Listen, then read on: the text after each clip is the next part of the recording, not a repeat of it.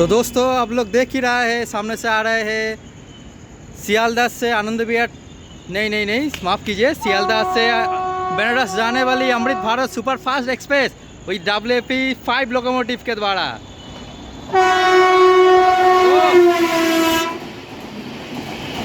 तरक तरक पूरा साउंड आ रहा है फिश प्लेट से।